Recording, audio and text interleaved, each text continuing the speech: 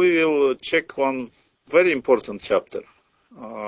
One of the most popular. It's played on the highest level, and all these Grand Prix tournaments, and we have to really pay attention. Because, you know, the fashion changes. Sometimes it's classical setups for white. Sometimes they try to introduce something, new approaches. Against King's Indian, there are many ways to try to fight. So our task is to find the solutions for black and to come up with new ideas. For example, in this setup with h3 and knight f3, before I was playing the lines with e5 and later with moving to a5, knight d7, knight c5. Even I won a game in Gibraltar 2015 against Harika. But in this DVD, I will offer you the most modern possible approach. It's the lines with knight h5. Before jumping to this setup with knight h5, we have to just say a few words about what is going on after d5, d5. And now, if queen d8, rook d8, just to know a few moves, just in case so we don't get surprised by white. Bishop g5, this is the main line. Here, just remember that knight a6 is good enough, because after knight d5, we don't resign. We just play rook d6, followed by c6. And normally, after all these changes, we get equal position, which later we can even turn into advantage. We are better players.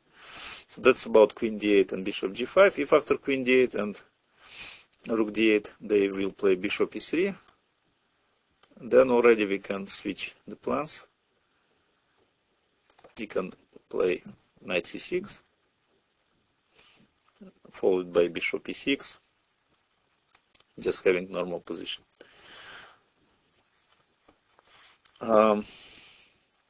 That's all about the e5 we have to know. After e5, the main move is, of course, is d5. Here we will spend more time.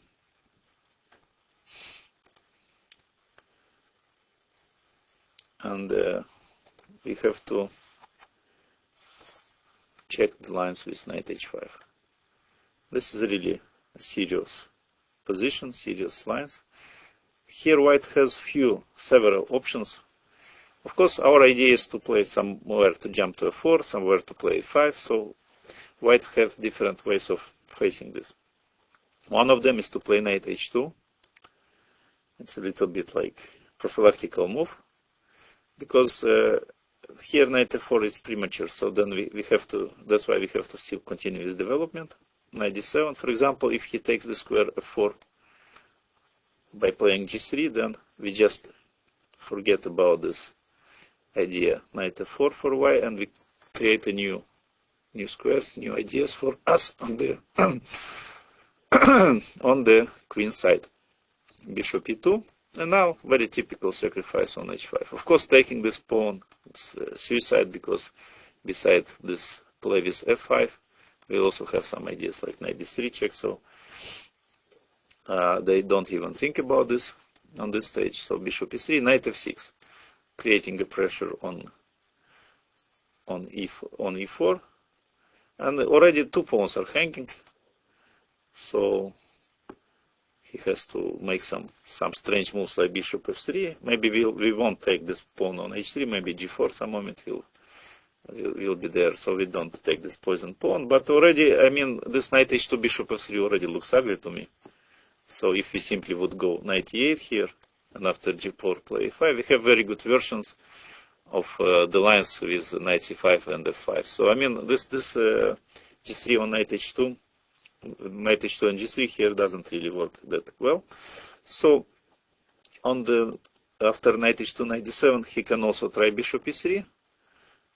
But then again, since he doesn't show us any active moves, we can simply continue with our typical development of the knight.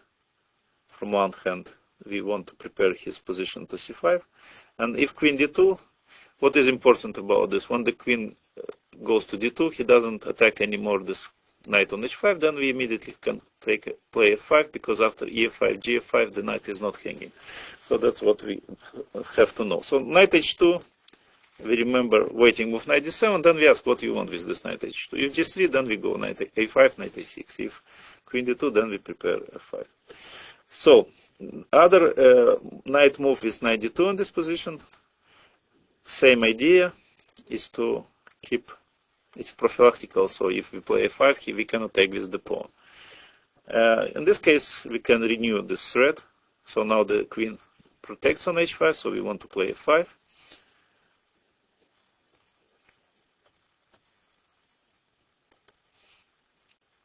Yes, g3, f5. Already looks nice for us. I think this is already comfortable situation. Because after bishop e2, knight f6, we have a perfect coordination between pawns and pieces, and we are fine here. After knight h5, the very natural move is bishop e3 here. This is true. I mean, there's development, but doesn't really fight against our main idea with f5. So if he goes here ef5, then we take gf5, and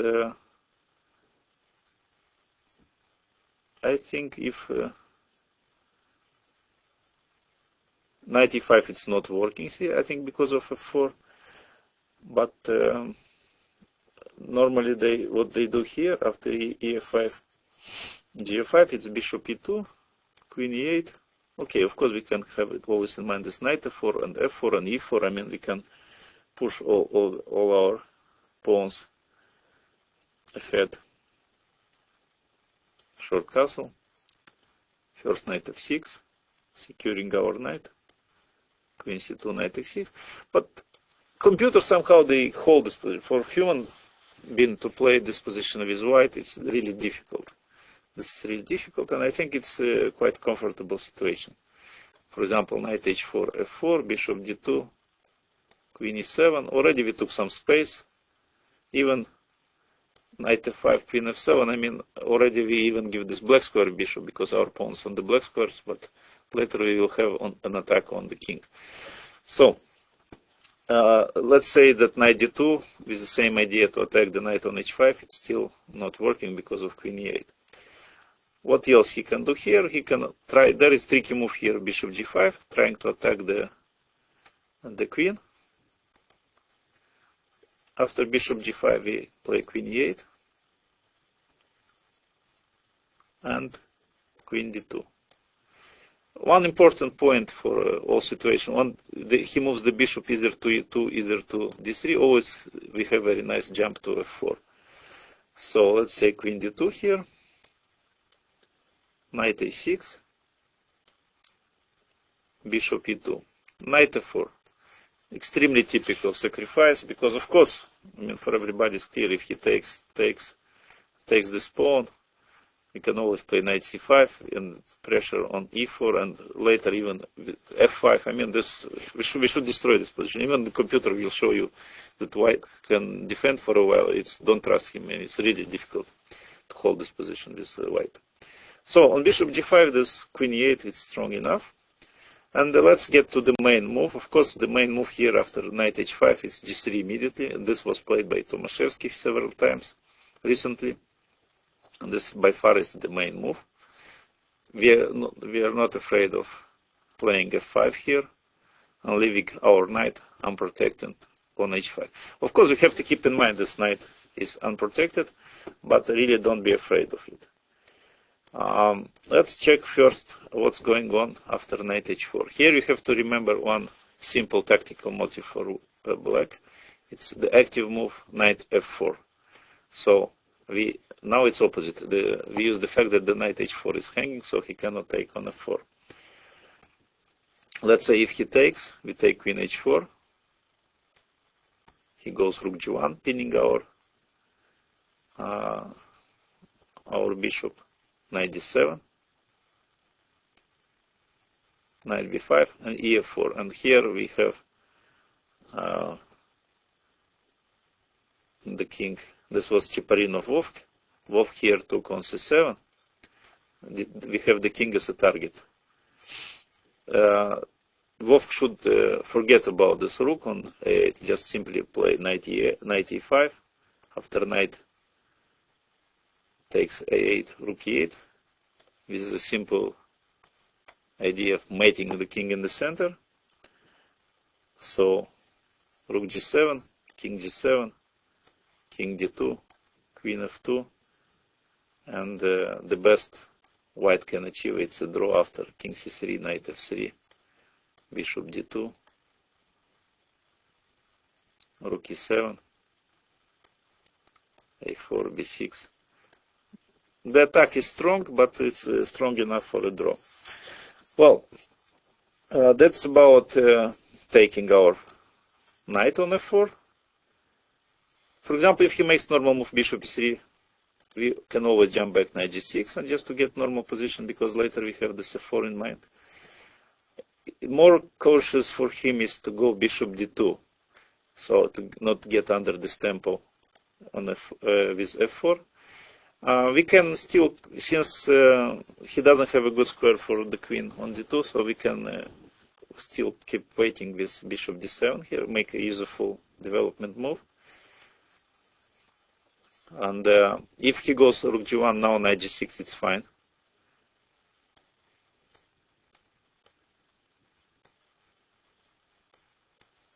And on this side, on the queen side, we will bring our knight either to b4 or c5. Later we will put the pawn on a5. Now, what is important for us to know after h4, knight a6, that he can try to break our position with h5. And what should be our reactions? Usually, of course, we don't want to open the files. We try to close it with g5. And on g4, we take fg4. There is an exchange sacrifice, which was maybe very tricky. But I think black can hold after bishop g4, queen g4, and queen c8. Very important fighting for the white squares. And if we manage to exchange the queens here, then of course this exchange, will be more important for us. In the endgame, we have better chances. Because with the queens on the board, he can create a very strong attack on the king. So, queen c8, queen g5, queen f5. Already we exchanged the queens and we have more or less balanced position. After rook g1, he can also, instead of rook g1, he can also play g4 at this situation with extra tempo, this bishop on d2 and bishop on d7. But I think after queen h4, f e5, bishop e5, we should be fine. Rook g1. King h8, and bishop g5, we have an important move, queen d4. And the position is more or less balanced. Well, that's all about knight h4. By the way, this move knight h4, it was recently played by Tomaszewski against Gelfand, if I'm not mistaken. And black had some problems.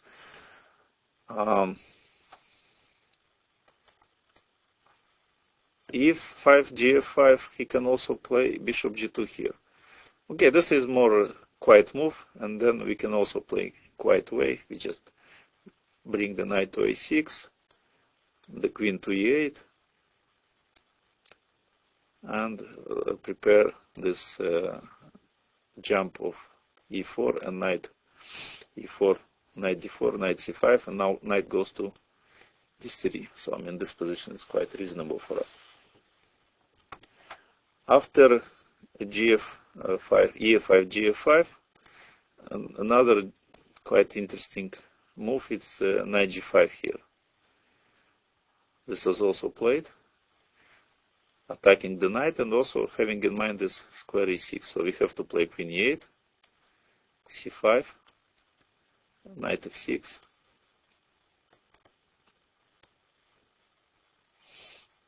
if bishop c4 now, we just have to go away. Actually, what I want to say that all these jumps doesn't bring white anything, because we will neutralize this knight on e6 easily. Let's say cd, cd. Or after king h8 short castle. knight a6, forcing him to do something, cd, knight e6, bishop e6, d6, and queen e7, bishop g5. So that's what was his point, to take under control the white squares and even to keep alive this pawn. But here it doesn't really work, because after knight c5, bishop f6, bishop f6, knight d5 it's not possible because simply queen e6 and the bishop on c4 is hanging. If queen d5, we have e4, and of course already advantage. Sooner or later this pawn will be taken, and also this maybe king will be attacked as well. So let's have a conclusion on the whole setup with the white plan to play h3 and knight f3.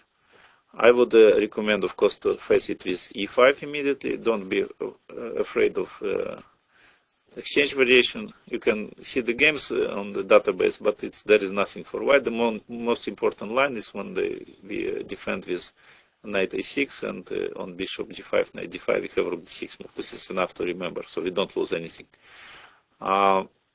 If he goes d5, this is of course the main line. Then knight h5, it was always considered a very complex move, and it is so, but I think the critical lines are after knight h5 g3, otherwise black has just a good play.